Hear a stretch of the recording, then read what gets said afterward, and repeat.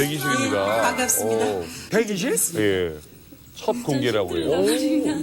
근데 3회 공연 아닙니까? 그래서 1차 공연 끝나고 2차 공연 끝나고 3회 공연 때는 우리 동무들이 좀 다리도 좀 아파하고 좀 목도 좀 아파한단 말입니다. 얼마나 적극적으로 허용해준지 공연하기가 막 재미납니다.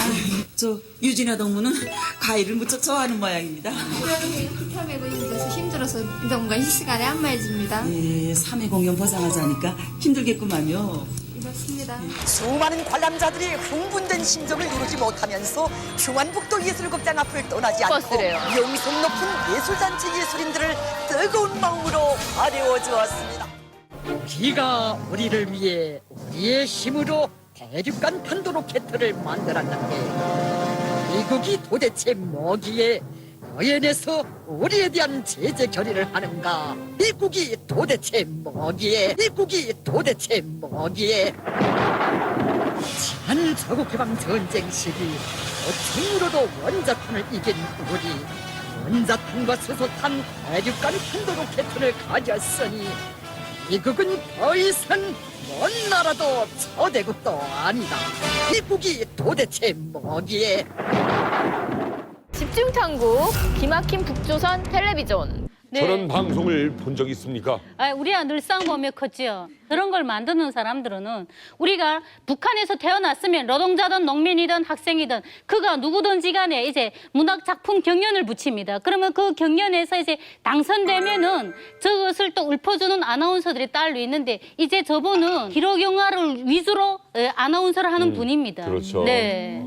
근데 특히나 미국을 비난하는 방송은 리춘이가 많이 하죠. 그런 이유가 있나요, 설미 씨? 리춘이가 기본 그런 주요 보도는 리춘이가 다 해요. 성명 같은 거. 근데 제가 듣기로는 북한에서는 이 여자처럼 분노 있게 이렇게 하는 여자가 없대요. 그래서 모든 이자 좀 전에 들은 것도 리춘이 같이 들리잖아요. 다 리춘이처럼 따라 모방을 하는 거예요. 그래야 써주는 거예요. 웅수쌤이 말씀하셨잖아요. 저거 30분만 하기엔 배고프다고. 배고파. 배고픈 게는 30분이면. 기가 빠져요. 저희 출근 방송도 좀 이렇게 악센트가 높거든요. 근데 저희 방송원들 속에서도 1급 방송원이 중앙방송국 내에도 3명인가 밖에 없대요. 그중에 한 명이 리춘이 아나운서인데 리춘이 아나운서는 이 방송을 쉬지 않고 2시간을 할 수 있다는 거예요. 그러니까 저게 천직인 거예요. 저희는 못해요. 그래서 방송 한 10분만 하고는 쉬어야 되기 때문에 음악을 또 키워줘요. 자체를 셀프로 키워놓고 조금 쉬었다가 하는데 저 사람은 쉬지 않고 주요 방송 같은 경우는 2시간을 쭈르륵 이어한다는 거예요. 아니 그런데 저 이준희 아나운서가 거의 나이가 거의 한 7, 80 되지 않았나? 70. 그러죠? 그런데 그걸 2시간을 할 수 이게 있다. 80다 돼 간다고. 그러니까 얼마나 도대체 분노에 차서 말하는지 리춘이 영상을 한번 보시겠습니다. 경적 조선인민군은 우리의 최고 존엄에 대한 치돌리는 도발 망동을 부린 박근혜 역적 패당의 속을부터 초토화해버리고 남반부를 해방할 것이다. 우리 혁명의 최고 수뇌부 당중앙위원회 집무실을 파괴하기 위한 극악무도한 정밀타격 훈련을 감행한 박근혜 역적 패당의 특대형 범죄 행위를 이 나라 모든 가정들에 대한 강도배들의 천인 공로할 만행으로 간주하고 있습니다. 미국의 늑다리 미치광이를 반드시 불로 다스릴 것이다. 하여튼 저 감정이입이랄까 그런 게 참 대단해요. 리춘이는 확실하게 그 김부자에 대한 말을 할 때는 확실하게 그 표현이 탁 달라져요. 되게 막 충성심으로 이렇게 웃으면서 얘기하고 그 미국 뭐 벌거벗은 아메리카나 뭐 그런 시라든가 그 노래나 그런 걸 말할 때는 인상을 딱 쓰며 하니까 다른 아나운서들보다 그 차이가 딱 있는 거죠. 일단 영웅칭호도 받았고 또 보도국장입니다. 직급 자체가. 보도국장? 보도국장입니다. 그러니까 3대를 걸쳐서 중요한 뉴스는 리춘이 아나운서만 하지 않습니까? 그러니까 그분의 그 풍성한 그 화술법이라고 그런 게 북한 사람들의 마음을 움직인단 말입니다. 그 감정을 자극해서 선전체계에 묶어두자. 그런 선전체제로 써먹는. 근데 제일 거죠. 잘하는 사람이 저러다 보니까 그게 기본이 되고 그 밑에 사람들도 결국은 그 범주를 못 벗어나잖아요.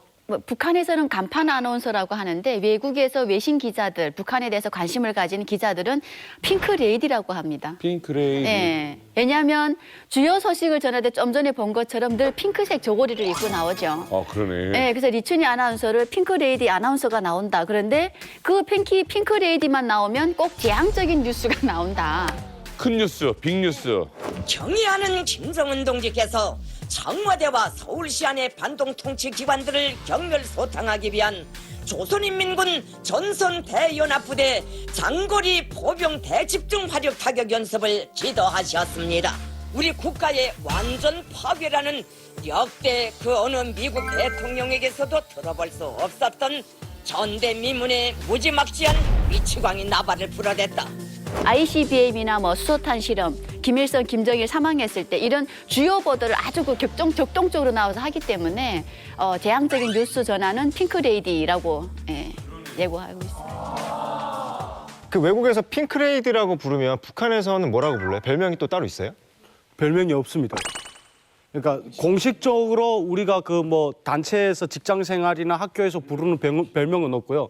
왜냐하면 별명을 부르면 큰일 나요. 그렇지. 왜냐하게 되면 나라의 메시지를 전달하는 사람이고 네. 저 사람이 목소리가 곧 그 방침이 될 수도 있는 그런 중간 다리 역할을 하기 때문에 거기에 이렇게 반발을 하는 형식이 되기 때문에 별명을 절대로 못 짓는 거죠. 근데 대신 개인끼리는 뭐 집안끼리는 뭐 이렇게 별명을 집니다. 저희 집에서는 그 아또였거든요. 응? 아또요. 악도? 그게 왜냐하면 저희 할아버지가 이게 심장이 좀 약하신데 저 채널이 하나밖에 없어요. 지방은 저 중앙 채널밖에 없는데 저 여자가 탁 나게 되면 위대한 수령김 막 이러니까 아또 막 이러면서 그러면서 그러니까 또 그래서 심장이 아프다고 심장이 아프셔가지고 좀 채널을 돌리고 싶은데 채널은 한 개밖에 없으니까 TV를 끄는 거죠.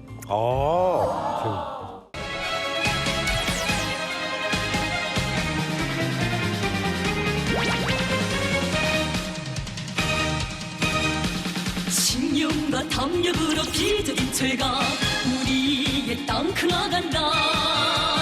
동맹의 화신들이 한 번 누르면 죽지는 불바다 되리. 안녕하십니까? 대기실입니다. 반갑습니다. 대기실? 예. 첫 공개라고요. 우리 3회 공연 아닙니까? 그래서 1차 공연 끝나고 2차 공연 끝나고 3회 공연 때는 우리 동무들이 좀 다리도 좀 아파하고 좀 목도 좀 아파한단 말이에요.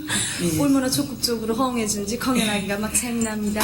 저 유진아 동무는 과일을 무척 좋아하는 모양입니다. 3회 공연돼서 힘들어서 운동가 이 시간에 안마해줍니다. 예, 3회 공연 보장하자니까 힘들겠구만요.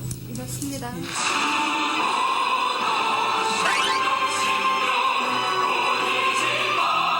24배주의에 대한 필승의 신념을 옥석같이 간직하고 관람자들의 대출찬을 받았습니다. 수많은 관람자들이 흥분된 심정을 누르지 못하면서 평안북도 예술극장 앞을 떠나지 않고 버스래요. 명성 높은 예술단체 예술인들을 뜨거운 마음으로 아뢰어 주었습니다. 대형부는 처음 보죠 지금? 네, 제가 북한에서 올 때까지도 대기실 공개한 적이 한 번도 없어요. 제가 북한에서 모란박단 진짜 좋아하는데 대기실 공개한 게 한 번도 없어요.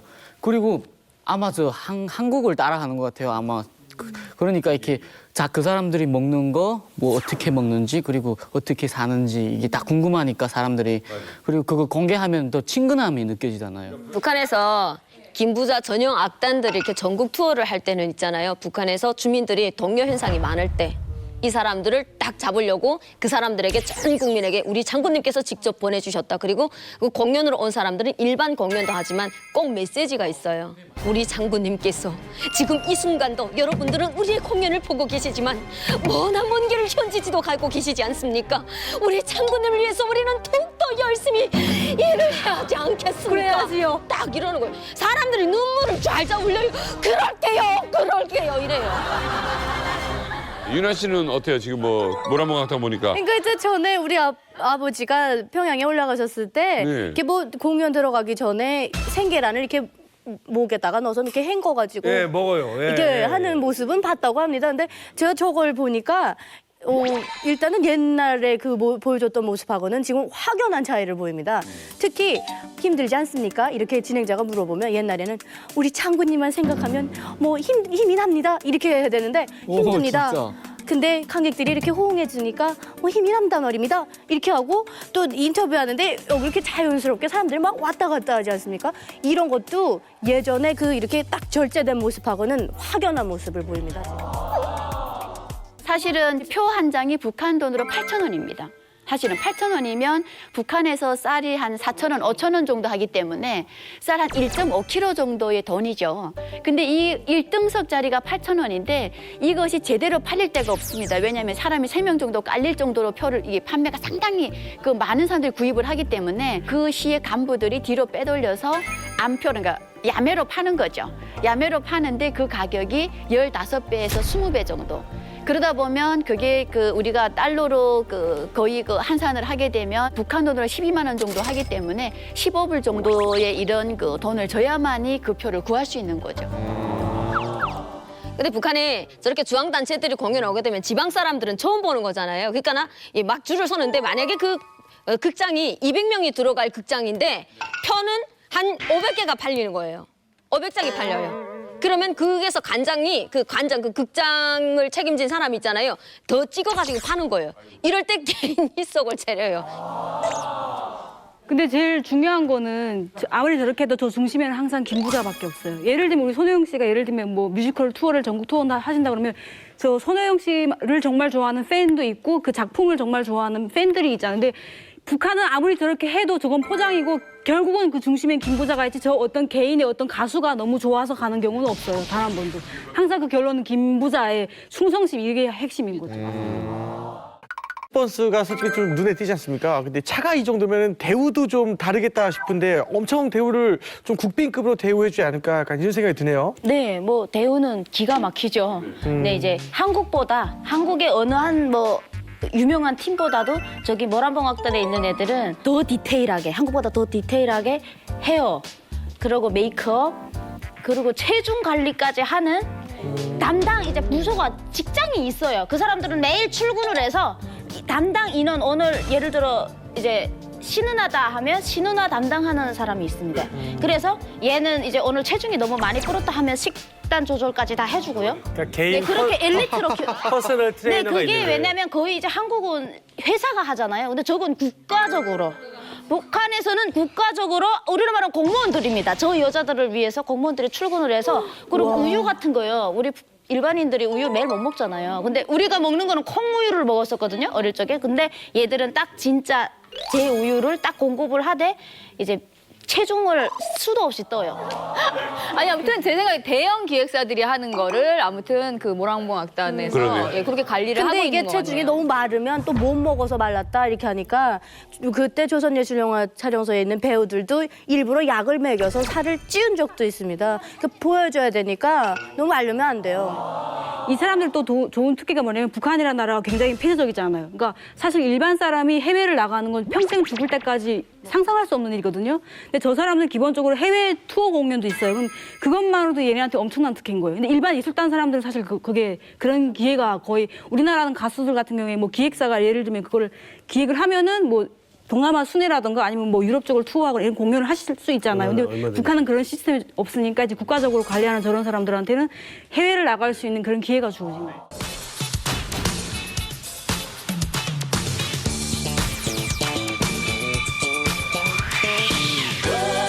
사랑한다 낯선 찬란한 이 땅의 모든 것을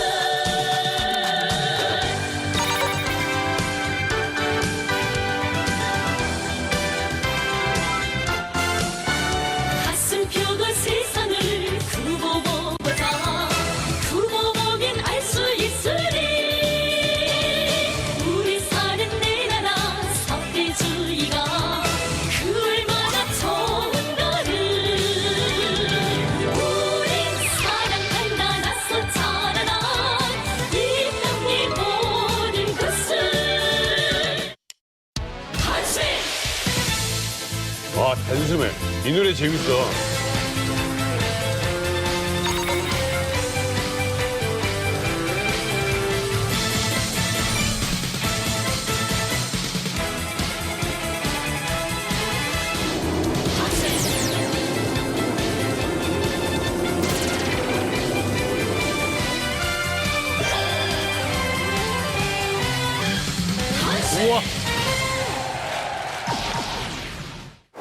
지구가 터진 거예요? 호영씨 본 기분 소감이 어떠세요? 아 근데 제가 늘 신기했던 게 항상 그 드럼을 치시는 분들도 다 여성분들이시더라고요.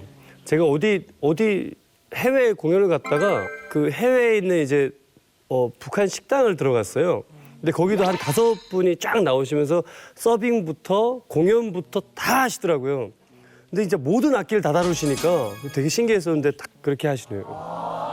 아 저는 가수 한 사람 딱 좋아하는데 누군데요, 이름이? 그 정수양 누나라고 댄스를 엄청 잘해. 댄스 엄청 잘하고 몸매가 엄청 좋고 얼굴도 진짜 예쁘고 노래 저분? 진짜 잘해요. 오, 진짜 예쁘다. 그리고 댄스 할 때는 항상 센터에 서요. 인기 많아요. 인기가 진짜 많고 와. 그 모란봉학도 그 지금 한국으로 말하면 제가 보건 한국으로 말하면 그 송혜교 누나랑 비슷한 스타일인 것 같아요. 근데 보니까 의상 그 미니스커트가 굉장히 짧더라고요. 괜찮아요? 처음에 입고 나왔을 때 완전 짧게 입잖아요. 반바지 입는 옷이라. 그래, 우리도 이전 짧은 반바지 입고 나가도 되나 하고 저도 조금 좀 짧은 거 입고 나갔댔어요, 밖에. 갔다가 단속 돼가지고 담당 번호한테. 저도 몇 번 쓰고 엄청 달렸어요. 근데 저 모란봉 악단 첫 공연할 때 저 원피스라든가 그런 거 입고 나왔는데 굉장히 이제 색다른 거 입고 나왔거든요. 처음에 이제 나왔는데 좀 많이 파이고 좀 짧고 막 이런 거 입고 나와가지고 사람들이 좀 예전과 이제 좀 다른 이미지로 이제 나오니까. 그러니까 다 좋아하셨구만 여러분들. 황석 씨도 좋아했어요? 다. 네, 저도 저기 유진아라고. 예쁘다. 아, 여기 이분이에요? 네, 굉장히 좋아했습니다. 어떤 부분이 좋나요? 예쁘다요. 그 노래 일단 노래가 잘하고요. 같이 하는 아껴둘 모습이 또 있으랴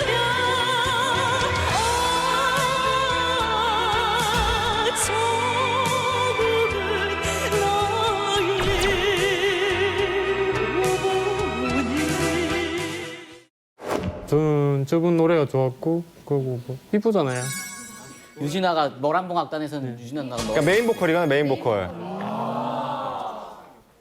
노란봉 악단 지금 있는 멤버들이 이제 연주한 멤버들이 제가 금성학원 다닐 때 저보다 한 8년 정도 후배들이에요, 지금 있는 게. 그리고 북한은 솔직히 오디션 볼 때는 가수는 노래부터 불러서 소리를 들어야 되는데 북한은 아닙니다. 기준, 키와 몸무게, 인물부터 보라는 게 김정일이 때부터 나온 겁니다. 기술은 배워주면 된다 이겁니다. 그래서 나오면 인물이 합격되면 노래를 부를 수 있는 거예요. 그리고 기악하는 사람들은 앉아서 하잖아요. 피아노나 드럼. 얘들은 키를 안 보고 기량을 뽑아요.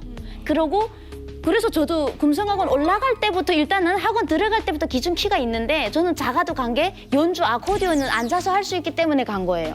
그래서 가수로 가는 거는 가수가 기본 장군님 앞에서 노래 부르고 꽃다발 하는 건 다 가수들이 하는 거거든요. 그래서 가수들은 이게 다 있어요. 기준 키와. 그래서 얼굴 먼저 기본이다. 이렇게 비슷하게 공연 끝날 때까지 기다리고 선물도 주고 막 그러나요? 공연하면 그 테두리에 이제 뭐 보안원이라든가 아니면 뭐 그 보안원 밑에서 이제 그 일하는 사람들 그 사람들 이제 테두리 다 치고 이제 못 들어가게 하거든요. 그리고 기본적으로 한국의 연예인들 팬심이 형성될 수가 없다니까. 왜냐면 그러면 그 사람을 우상할 수 있잖아요. 그러니까 그 김부자 이외에 그 어떤 누구도 뭔가 팬으로서 뭔가 우상 이런 게 절대 허용되지 않아요. 네. 하도 궁금합니다. 이게 금성학원 출신들이 이렇게 최고의 공연팀에 들어가고 배우를 하고 활동을 한다고 그러는데 금성학원 도대체 뭡니까? 자, 저희가 준비했습니다.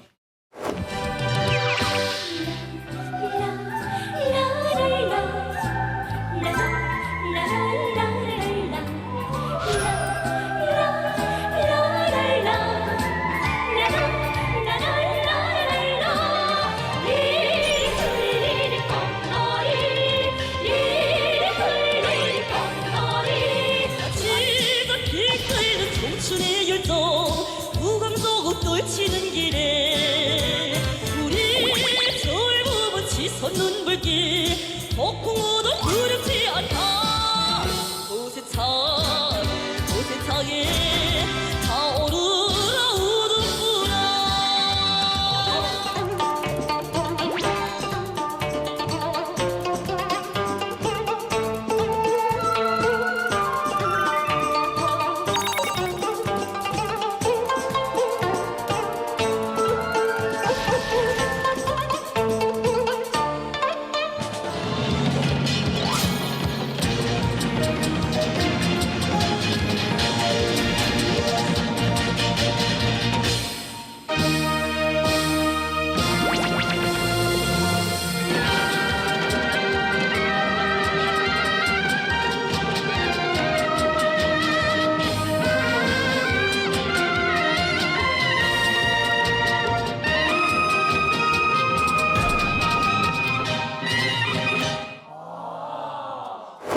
보여줘.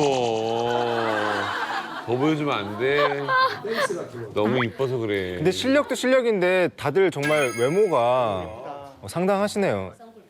지금 보여주신 거는 해마다 금성학원에서는 기령 발표 대회 같은 겁니다. 저게 이제 피아노 하는 애들은 해마다 합니다. 그래서 사실 일단 들어갈 때 인물이 다 합격된 애들로 들어간 데다가 기량은 북한에선 최고로 되는 애들입니다. 이렇게 보면은 북한 최고 예술학교에서 멤버도 뽑고 대우도 정말 특급 대우까지 해주고 김정은이 모란봉 악단에 굉장히 신경을 많이 쓰는 것 같아요. 실제 그 김정은이 등장하면서 나왔기 때문에 그 이 모란봉 악단을 통해서 자기의 그 정치적인 이런 기반을 과시하고 또 닦으려는 이런 의도도 있죠. 자, 리설주가 은하수 관현악단 출신이라고요. 모란봉 전신. 자, 얼마나 예뻤길래 그렇게 김정은의 마음을 뺏었을지. 자, 화면으로 준비했습니다. 어머님은 선 보러 가자 하지만 이 가슴에 사연을 어쩌면 좋아 도시의 청각보다 쇳더리 캐는 금골의 그 동무가 마음에 들어 하지만 말 못해 아직은 말 못해 말 못해 내 조국의 보탬 주는 애국자 되네 누구나 사랑하는 멋있는 사람 우리나라가 자랑하는 멋있는 사람 영웅적인 사나이라네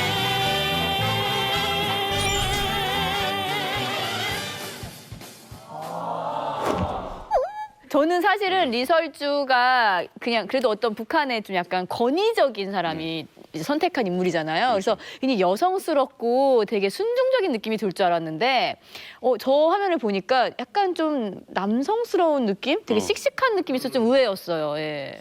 저 현주 씨 어떻게 보셨어요, 지금? 예, 그러니까 북한에서는 좀 오리지널 뭐 서프라노 같은 그런 형이 아니라 요즘 그 젊은 세대들은 저런 유형의 노래를 좋아하거든요. 편하게 자기 지성으로 나가는 노래를 참 인기 많았을 가수죠. 그러니까 소리로 치면 어떻게 바뀐 겁니까? 옛날에는? 사나이란데 이렇게 좀 혁명적인 목소리보다는 좀 요즘 사람들이 좋아하는 요즘 젊은이들 사나이라네 이렇게 좀 편안한 목소리로. 아니 저게 뭐냐면요. 김정은이 좋아하는 목소리입니다.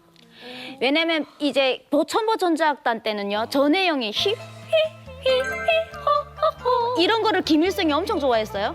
그래서 그렇게 목소리 이쁜 애들은 다 보천보로 올라갔고요. 왕제산 때는 염청이 목소리가 김정일이 좋아했습니다. 염청이라고 아주 유명한 그래서 그때 왕제산 쪽으로 김일성이 좋아하던 목소리로 배웠던 애들이 염청 쪽으로 바뀌고 있다가 김정은이 올라섰는데 김정은이는 또 외국에서 공부를 했잖아요. 가성 막 지르는 것보다는 지성이 편한 겁니다. 지성에 가깝게 부르잖아요, 리설주가.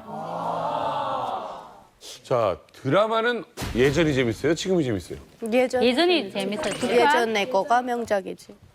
그 김정은 시대 들어서서는 그 드라마를 좀 우리 한국 드라마를 좀 모방을 많이 하는 것 같아요. 근데 실제로는 김정일 시대 나왔던 영화나 드라마들이 더 재밌는 것 같아요. 김정일은 그래도 좀 예술 그쪽 분야에서 책임지고 많이 예술인들 가지고 뭐 이렇게 지휘도 하고 해서 그랬잖아요. 근데 그 김정일 시대 영화들이 꽤 그래도 좀 팩트 있고 좀 임팩트 있고 좀 괜찮은 것 같아요. 그리고 우리 북한 사람들도 정기가 오면은 북한의 그 드라마를 안 봅니다. 맨날 구설이니까 그 시간에 USB 가지고 한국 드라마 아니면 예능을 봅니다.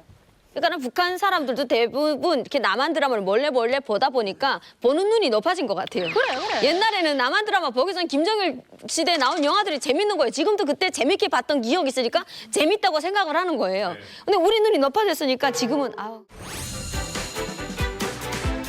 김정일 정권의 영화.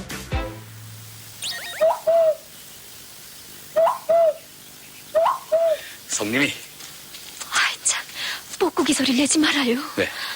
우리 성화가 다 아는 것 같아. 자, 성님이가 제일 좋아하는 도라지 꽃. 아니 제 도라지 꽃이야. 도라지철이 언젠데 아직 이런 꽃이 있어. 내 심장 속에서 피었지. 내 심장 속에서 피었지. 원봉동무도 도라지꽃을 좋아해. 성님이가 좋아하는 것은 무엇이나 다.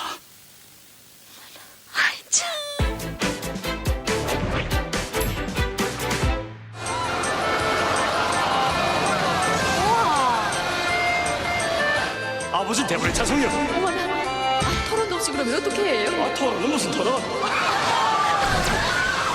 처음으로 하는 수식재론이었어. 난관이 많겠는데. 이겨내야지. 난 과학의 첨단을 지향하기 전에 약간 대만 드라마 느낌. 삶의 지향부터 인생의 첨단을 세우는 게 우리 과학자들의 본도라고 생각하. 덤을 믿어요.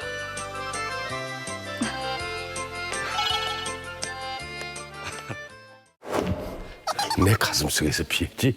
세련되지긴 했네. 근데 진짜 달라졌다. 처음에 한국 왔을 때 최근에 나온 한국 드라마나 영화가 좀 안 와닿았었어요. 그 이유가 약간 우리 그 북한의 드라마 같은 거 보던 그게 있어가지고 근데 오히려 그 한국 60, 70년대에 찍은 영화 같은 게 오히려 코드가 좀 맞더라고요. 그러니까 대사가 비슷해요. 저 도라지 꽃은 우리 국내를 위해서 만든 것이 아니라 국제 영화제에다 출연하기 위해서 만든 영화입니다. 그때 처음 우리가 저걸 딱 접했을 때 너무 내가 처녀 시절이었는데 정말 설레었는데 지금 현재도 청춘 남녀들이 사랑을 할 때 참 다리 박지하면 이 남자가 낸디다 대시하는구나 하는 걸 알아요. 왜? 그 장면 하나를 가지고 딱 보면 그때 그 남자가 사랑을 이렇게 고백했지 하면 이 남자가 낸디 이렇게 말할 때는 상대방이 낸디다 사랑을 고백하는 거구나. 태연 씨는 저 오기 전에 인기 있었던 드라마 뭐 있었어요? 제가 오기 전에는 방탄벽이라고 있었는데 거기서 이렇게 시집 안 간 여자들 나 잡아가니까 일본들이. 그러니까 이제 시집 가라고 하니까 이 여자 이제 당장 어떻게 누구한테 시집 가겠는가 하니까 내가 지금 그 사람이랑 모자 썼다면 모자 딱 뜯는 게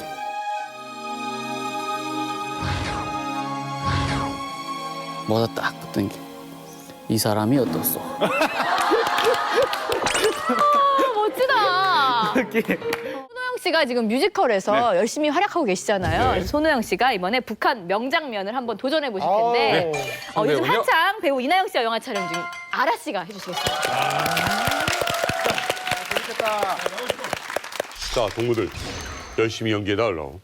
뻐꾸기는 김웅수 선생님께서 해주실 거니까 연기에만 집중하라고.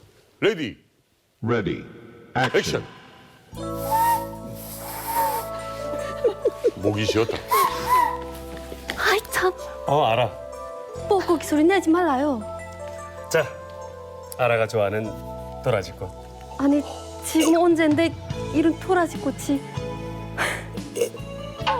하세요. 우와, 진짜 죽을 것 같아요. 우와. 안 나와.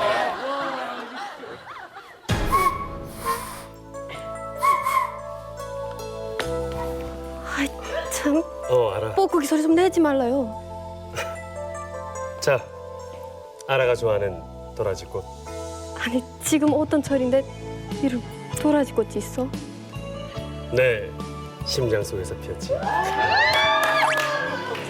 아이 참, 난 산속에서 이런 보라색 도라지 꽃이 제일 좋아. 허영동무도 도라지 좋아. 난 아라가 좋아하는 걸 하면 다 좋아. 아이 참, 알아? 어머나. 올라와.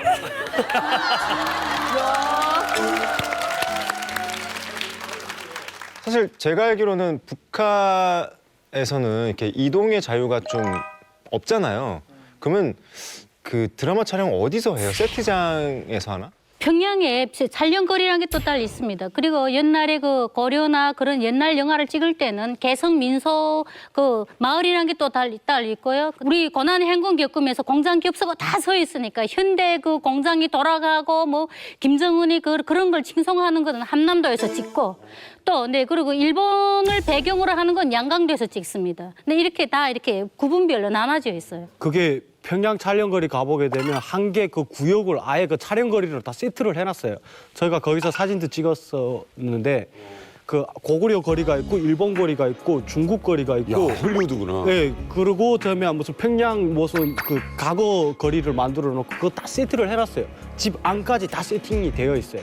그러니까 기존에는 북한에서 해외에 나가서도 영화를 직접 찍었던 적도 있습니다. 그런데 지금 동유럽 그 사회주의 나라가 다 같이 망하면서 해외에 나가서 찍을 수 없기 때문에 북한 내에서 많이 찍는 거죠. 이 영화 자체가 당의 선전을 이걸 꼭 무조건 담아야 되는 영화이기 때문에 감독이 내가 이번에 어디에 가서 찍겠다 그러면 거기 가서 찍는 건데 그러다 보니까 그 촬영지가 감독이 이익과 연관이 되어야 되는 곳이어야 되는 거죠. 그러니까 고난의 행군 같은 경우는 우리 항해남도 해주에 와서 영화를 정말 많이 찍었습니다.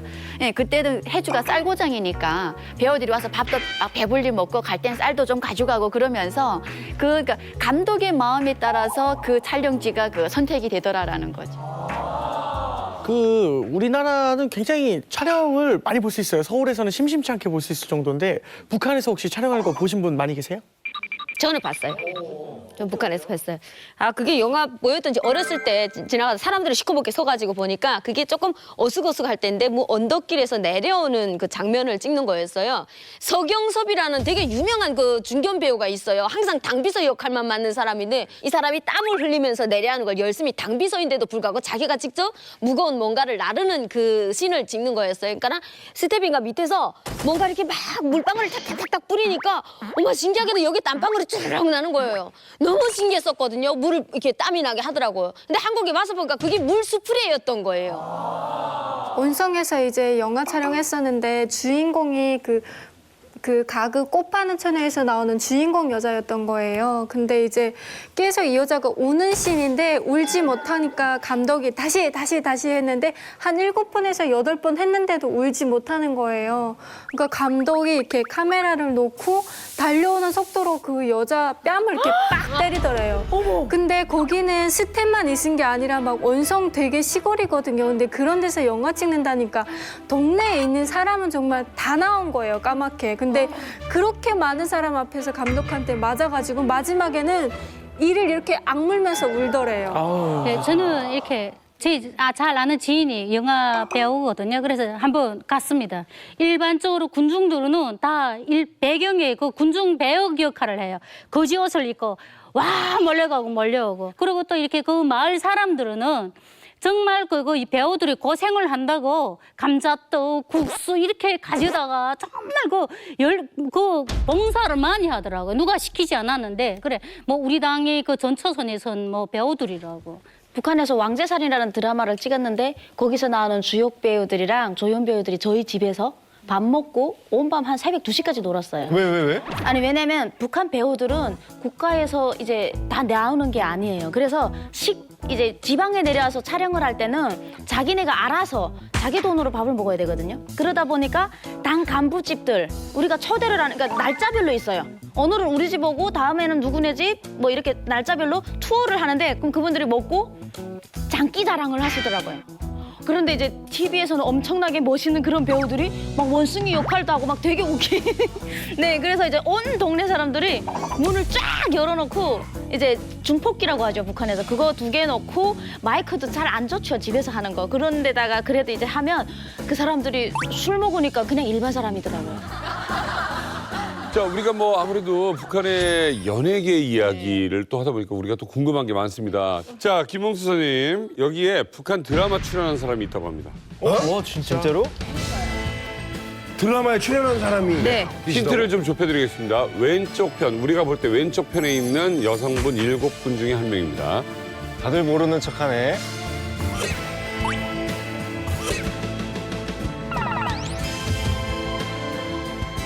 저 현숙이 누나 아니야? 현숙 씨. 현숙 씨. 재한 씨는 누구 같아요? 저도 현숙이 누나 같은데요.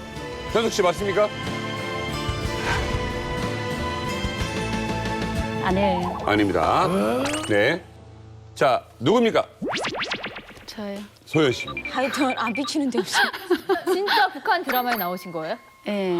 그러니까 사실은 그 인물 때문에 뽑은 건 아니고 군대 생활을 할 때 해주에서 영화를 정말 많이 찍었습니다. 근데 이 사람들이 한 번 내려올 때는 그 영화 하나를 완성해가지고 올라가거든요. 이동을 잘 못하기 때문에. 그래서 저희 우리 부대에 와서 8명을 뽑아서 차에다가 싣고 가면서 앞에서 지휘하면서 이렇게 노래 부르는 거예요. 근데 그게 또 지휘자로 또 뽑혀갖고 제가. 어머나. 아, 저 봤어요. 차 위에서. 저 봤어요? 근데 저는 못 봤어요. 전기가 차단돼갖고 출연료도 못 받고.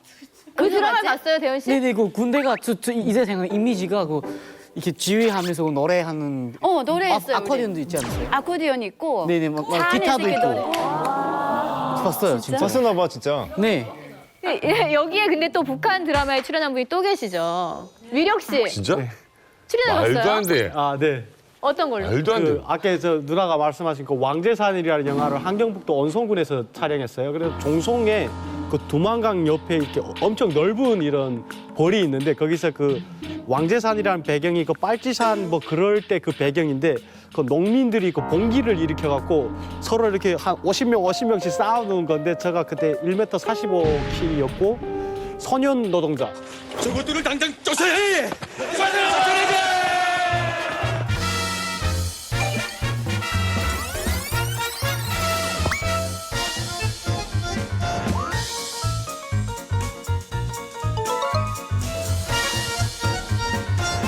어른들이 막 앞으로 다 나가더라고요. 그래서 아야 그 꼬맹이가 제일 앞에 나와야 된다 해서 그래서 그때 좀 자신감이 있었어요. 제일 앞에서. 네, 제일 앞에서 근데 다리가 짧으니까 달리기가 안 되는 거예요. 할만했어요? 근데 재밌었어요. 재밌었고 근데 대신 뭘 주질 않더라고요.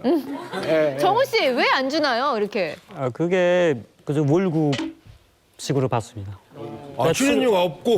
그래서 그 창작비라는 게 있습니다. 그러니까 영화 촬영할 때 영화 다 촬영하고 나면 창작비라는 게 나옵니다. 근데 그게 연출가, 뭐 미술가, 촬영가 이렇게 해가지고 그 집단 그런 집단으로 그 삼원으로 되거든요. 그 사람들은 다 삼원 편제로 돼가지고 그 사람들한테 창작비가 나오면 그래서 한 번 모여서 회식하는 걸로 이게 항상 회식하는 걸로 그렇게 한 번에 그저 하고 맙니다. 예, 단체로.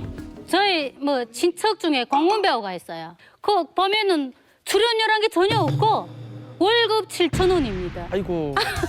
네. 그리고 또 한 명은 그 김정숙이 역을 했는데 그 김정숙 역을 하면 딱 보니까 일단 분장을 할 때는 1호 배우입니다. 어머니입니다. 어머니이기 때문에 인민배우, 공문배우를 다 떠나서 최우상입니다. 그래서 딱 어머님하고 불러주고 그걸 많이 챙겨주더라고요. 특별히 뭐 선물도 많이 안겨주고. 그런데 그 뒤에 또 가장 중요한 것은 다른 역을 할 수 없는 겁니다. 어머니이기 때문에 뭐 배우라면 이 역, 저 역을 다 해야 되지 않나요?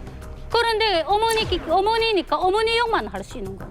그리고 외삼촌이 군사복무를 할 때 평양에서 할 때 그 영화 촬영이 그 미군하고 인민군 부대가 막 전투를 하는 그런 걸 찍었는데 그 우리 삼촌네 부대가 한 개 소대가 동원됐대요. 근데 하루 종일 참가한 게 정심의 감자 새 알에다가 어인행국을 하나 주더라는 거예요. 어인행국.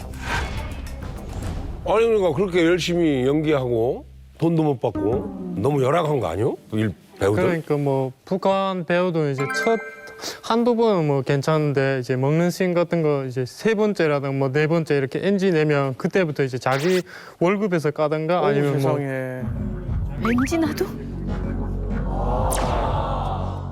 그 자기 사비로 이제 그 씬을 다시 찍어야 된다고 하더라고요. 그리고 음식을 돌려막기를 잘해요. 왜냐하면 워낙 귀하고 특히 저는 제가 북한에서 봤던 바나나는 까만 색깔이었거든요. 그러니까 바나나를 오랫동안 냉장고에 보관하면 까맣게 탈색되잖아요. 근데 이거를 너무 돌려막기 해서 민족과 운명이라는 영화에 그 바나나가 처음 등장했는데 저는 태어나서 바나나를 처음 봤어요. 근데 까만 거예요. 그래서 바나나는 까맣고 중국에 왔는데 저는 그 노란 바나나를 실은 차가 지나길래 여기 노란 가지가 맞나 봐요 이랬거든요. 그 집주인이 충격받아가지고 야 원래 바나나는 노란 색깔에서 아니에요 아줌마 원래 바나나는 까만 색깔. 야 너 입 다물어 너 탈북 자고 티나. 대현 씨, 연예인 이렇게 보면 막 사진 찍고 그러고 싶을 것 같아요. 네, 제가 평양에 갔을 때 서조랑 같이 갔는데 영화거리에서 이렇게 연예인들이 사진 찍어주는 거예요. 그래서 같이 찍었는데 한 2만 원 정도 낸 것 같아요. 돈을 낸다고요? 네, 돈을 내요. 사진 찍어주는 걸 돈을 내요, 연예인은. 그래서 제가 선생님 보고 물어봤는데 연예인들이 돈이 없어가지고 그 사진 찍으러 거기 나온다는 거예요. 그리고 다른 유명한 연예인들도 택시 기사 하는 사람도 많다 하더라고요. 아니 월급이 7,000원이라면서요? 네, 월급이 7,000원. 그러니까 사진 찍으러 나오는 거지. 2만 원이라고? 그리고 희석 오빠처럼 개그맨 이런 사람들 있잖아요. 그런 사람 어떻게 돈벌이 하냐면 따로 이제 본인 받는 월급으로 생활이 불가하니까 이제 돈 많은 간부집에 생일잔치 같은 데 가서 웃겨주고 그러니까 개그를 혼자 해서 웃겨주고 뒷돈을 받는 그런 시스템도 있어요.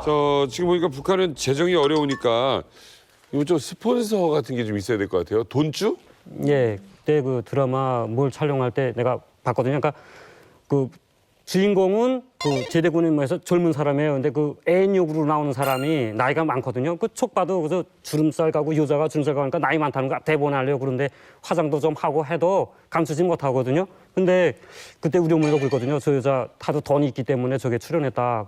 그러더라고요. 평양에서는 이왕 뭐 카메라에 그러니까 얼굴이 나오는 게 큰 그 영광으로 생각하거든요. 그러니까 자기 얼굴이 나가는 거. 그러니까 사람들이 거기에 많이 그러니까 돈을 내든가 아니면 그런 걸로 좀 투자를 하죠. 자, 이거 지금까지 뭐 북한의 배우들 얘기 들어보니까 한국에서 태어나길 잘했다라는 생각이 드네요. 맞아요. 예. 예, 집중탐구 기막힌 북조선 텔레비전 두 번째 주제는 뭘지 화면 보여주세요.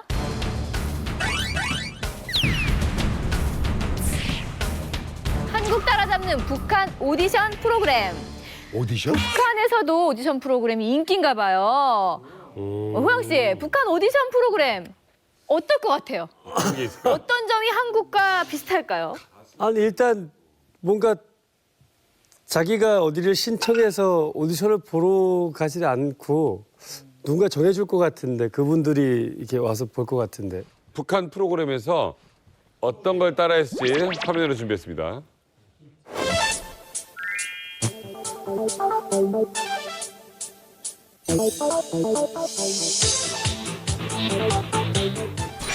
이제 이 무대에서 전국 근로자들의 노래 경연 대학생 무료 결승 경연이 진행되게 되는데 우리 대학생 동무들의 심정이 얼마나 지금 긴장돼 있겠습니까? 예, 아마 그럴 겁니다. 1심 합격, 2심 불합격, 3심 불합격.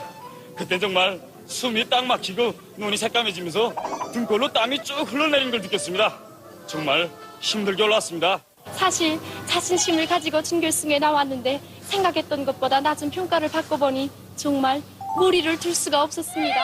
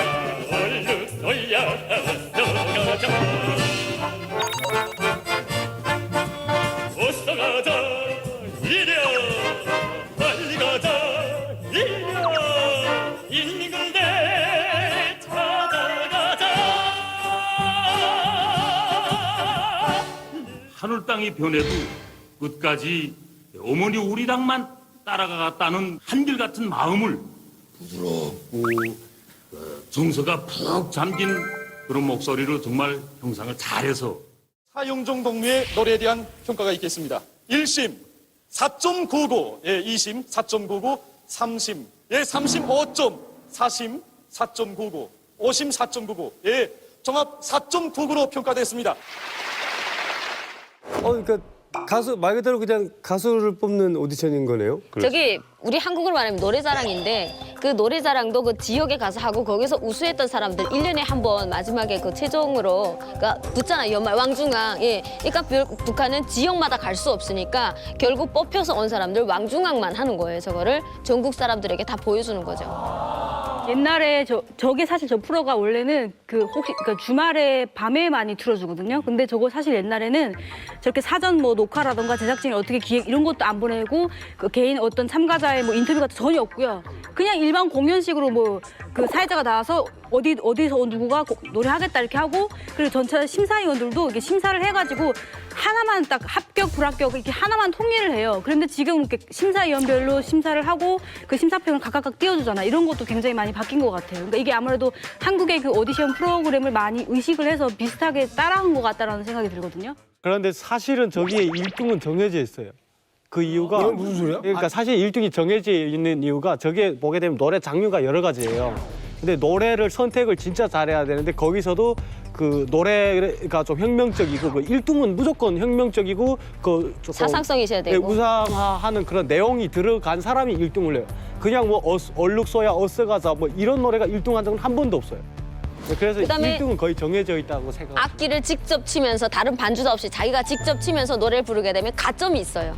가점이 있고 그다음에 끝까지 노래를 못 부를 때 감정이 북받쳐가지고 울잖아요. 그 사람이 1등을 하는 거예요. 얼마나 장군님이 된 충성심이 높으면 저 노래를 불다가 울컥해서 노래를 불렀겠냐. 이번에는요. 이 사람들 영상을 꼭 봐야 됩니다. 주목하십시오. 보시죠.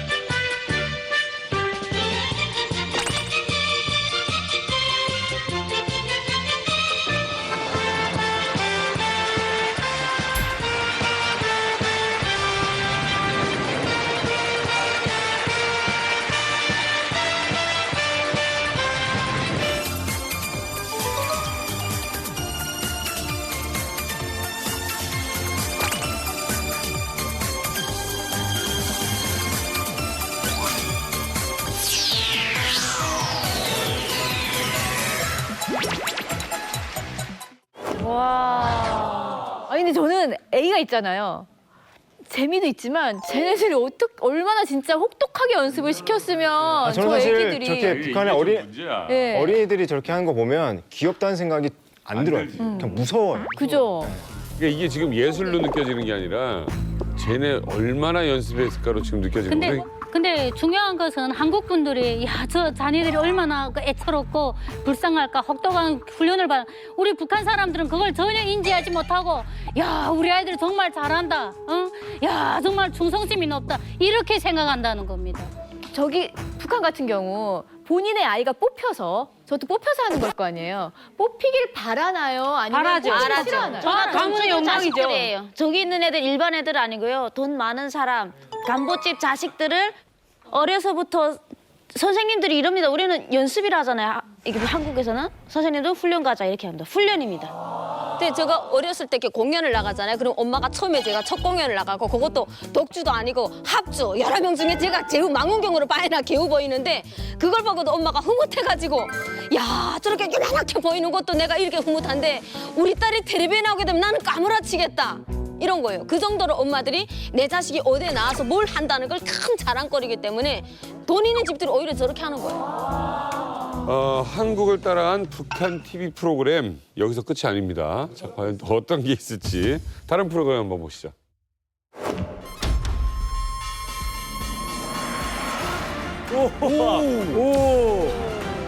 오.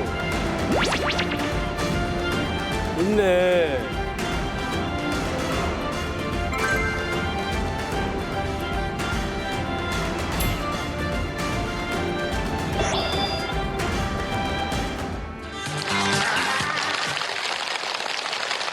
여러분 안녕하십니까? 제12차 각도 특산 요리 경연 평양시 경연을 진행하게 됩니다. 동해안지구, 서해안지구, 내륙지구, 평양시 이렇게 4개 지역으로 나뉘어서 강냉이 쌈을 가지고 진행하는 지정 요리 경연입니다. 오늘 경연의 심사 방법에 대해서 이야기가 있겠습니다. 총 점수는 5점으로 하겠습니다. 그럼 경연을 시작하겠습니다. 달걀, 버섯과 오이를 비롯한 속재료들을 넣어서 강냉이 쌈을 만들려고 하는데 돼지고기 후초 강냉이 쌈, 달걀 강냉이 쌈, 비타민 강냉이 쌈 등 여러 가지로 나눌 수 있다고 합니다. 이 강냉이 찌짐은 저렇게 직경이 25cm 되게 하고 두께는 1 내지 1.5mm 정도 되게 하여 이 마라싸기에 아주 좋습니다. 예. 돼지고기 부초 강냉이 쌈을 만드는 일타기 요리사 동무와 그리고 보소 돼지고기 맛있겠다. 강냉이 쌈을 만드는 맛있겠다. 삼타기 요리사 동무들은 서로 쓰이게 될 음식감들을 데치거나 잘게 쏜 다음 이거 재밌네. 볶아내고 있는데 이렇게 재밌네. 만드는 것은 돼지고기가 부초나 보석과 맛과 색, 향기에서 야. 잘 어울리기 때문입니다. 그럼 오, 완성된 맛있겠다. 강냉이 쌈들에 대한 맛보기 심사를 진행하겠습니다. 동대원 강냉이 전문 식당 요리사 유우미 동무는 지짐은 아주 잘 만들었습니다. 좀 아쉬운 것은 다가를 볶을 때 다가리 익는 온도를 잘 조절하지 못해서 덩어리가 짐으로써 쌀 때 형태가 고르게 되지 못한 것입니다.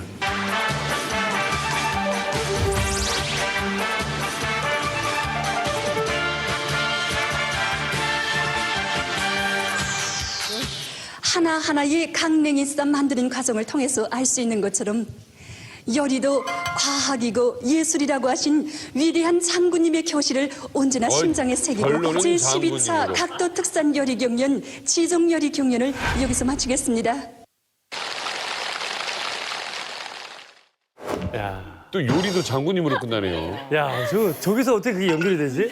아니 야. 각 도에 이렇게 대표가 특산물 이용해서 요리하는 거 우리나라랑 되게 비슷한 프로가 있어요. 그리고 많죠. 근데 또 특이한 게 자기 소개를 할 때 자기 식당 이름하고 같이 나와요. 그러면 자기 식당에서 일하지 않는 사람은 출연할 수 없는 건가요? 네. 저 원래 각 도시마다 이제 내를 보냅니다. 이제 공지를 딱 띄우면은 자기 그 도에서 가장 이름 있는 그 식당 요리사를 이제 섭외해서 이제 거기서 1차적으로 합격을 돼야 됩니다. 그래 합격돼서 이제 저기 올라가는데 제가 아는 분이 해상 호텔에서 요리사인데 올라갔댔어요.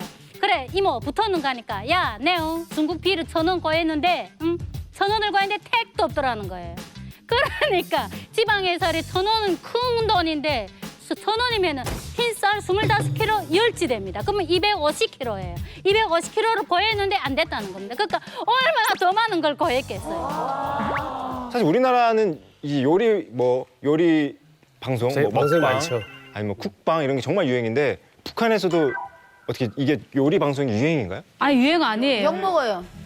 아 유행일 수가 없는 게 정말 따라하고 싶은데 너무 슬퍼요 저걸 보면. 왜냐면 재료가 없는 게 너무 많아. 배만 고프지. 그러니까요. 저 방송이 나오잖아요. 그러면 어른들이 LI 이래요. 그러니까 우리가 이제 누나가 말씀하신 것처럼 뭐 저런 재료가 있었으면 저보다 더 맛있게 만드는데 누가 저런 걸 만들 줄 몰라서 못 만드는 거고. 아 저런 방송이나 내보내지 말고 차라리 재료를 좀 달라 이게 사실 저희 진심이에요. 바로 욕해버려요. 저런 게 나오면. 아니 그러니까 지금 뭐 봐도 저런 실제로 재료도 없고 그렇잖아요. 재료도 없고 돈도 없고 그런데 근데 저런 프로를 왜 만드는 거냐? 그러니까 북한의 요리 경연 대회는 당의 지시에 따라서 만드는 거예요. 제가 실례를 든다면 북한에서 한창 그때 유행했던 것이 감자 요리였습니다. 주민들 속에서 먹을 것이 없고 하다 보니까 감자를 쌀처럼 쌀 대용으로 써라. 그러면 이게 이제 지시가 내려가면 각 상업관리소, 도 시군에 있는 상업관리소에서 그 어느 식당을 이렇게 선출을 하죠. 그럼 감자를 가지고 나가서 나는 감자떡하고 나는 뭐 감자밥하고 뭐 이런 식 요리를 만드는데 우리가 좀 전에 본 영상도 가장 우리가 그 핵심적인 그 메인 요리가 바로 옥수수였잖아요. 강냉이였잖아요. 강냉이를 어떻게 맛있게 먹을 거냐. 이렇게 그 자기가 레시피를 각 식당에서 우리는 이거 하겠다 해가지고 각 이 도를 거쳐서 올라가는데 사실은 뒤에서 돈을 뇌물을 얼만큼 주는가에 따라서 우리 식당이 TV에 한번 나가고 방송 한번 타고 당에 우리가 믿음을 받았고 당에서 인정받는 거다. 이걸 그냥 알리고 싶은 거예요. 저희 고모가 요리 대회를 가서 2등을 해서 러시아제 재봉을 이렇게 받아왔어요. 근데 그때 그게 뭐였냐면 호박하고 강냉이였어요. 그러니까 자강도가 그 산이 많다 보니까 그쪽에는 쌀이 벼가 잘 안 돼요. 그러니까 자강도 사람들은 우리 그냥 강냉이 구경 밖에 못한다라고 불만하기보다는 이것도 쌀처럼 맛있게만 요리를 하면 우리도 쌀밥 못지않은 행복한 음식을 먹을 수 있다 해서 그거를 각색해가지고 만들어서 2등을 했는데 전기 재봉이다 보니까 자강도는 전기가 그때 없어서 안 돌아가가지고 예. 신명의 자랑 대동강 맥주. 신명의 사랑 대동강 맥주.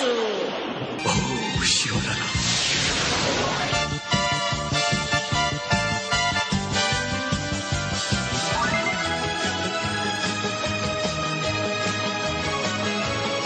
이의 자랑 대동강 맥주.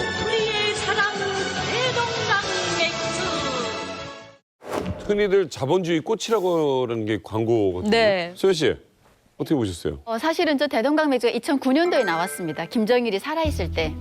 근데 광고가 지금 그 총 시간이 2분 47초였어요. 광고 시간이요? 그 이후에 막 옥류관 뭐 여러 가지 식당 광고들이 막 뒤를 따라서 나왔는데 그때 당시 김정일이가 저 TV를 광고를 보고 그 화를 내게 됩니다.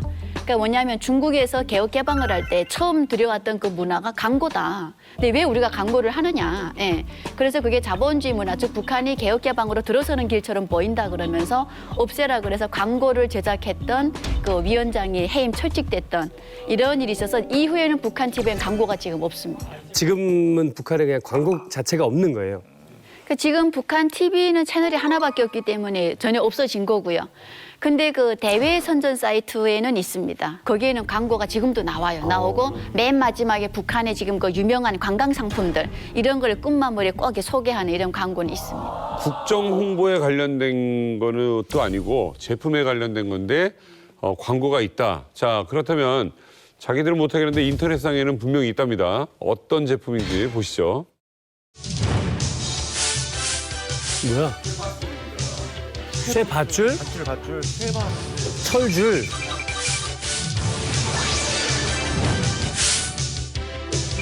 정력제예요, 정력제.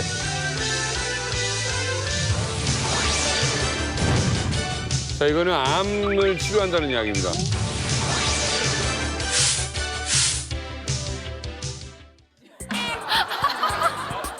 말이 안 되죠.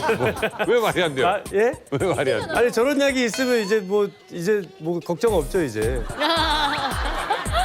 저 새 제품 중에 뭐 하나 관심 있어요? 하나 꼭 산다면서? 정력제지. 암 치료제 아니에요? 아이 뭐 나는 암보다 정력이 위의 개념이야.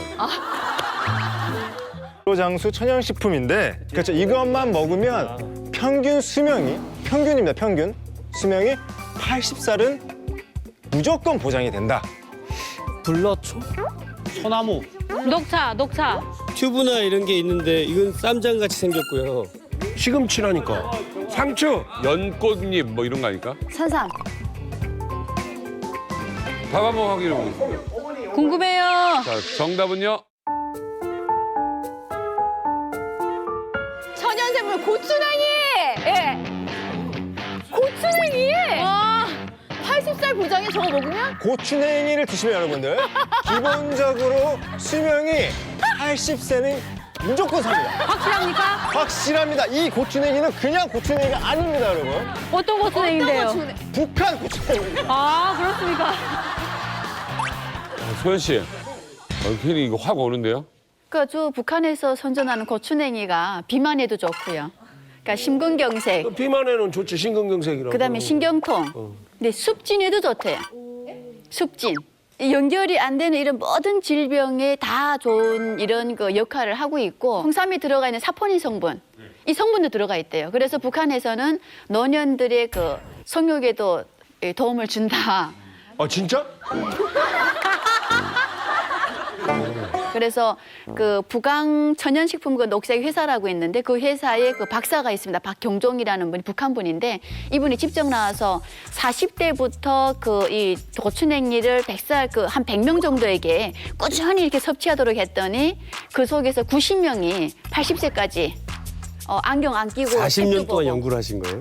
그랬나 봐요. 네, 그러니까 이렇게 뭐냐면 그 박사의 얘기를 가져다가 사실은 우리가 고추냉이가 좋다라고 광고하는 거잖아요. 사실 우리는 증명이 안 된 건데 그러니까 이런 걸 통해서 해외 관광객을 유치하기 위한 그러니까 사실 북한 주민을 위한 건 아니에요.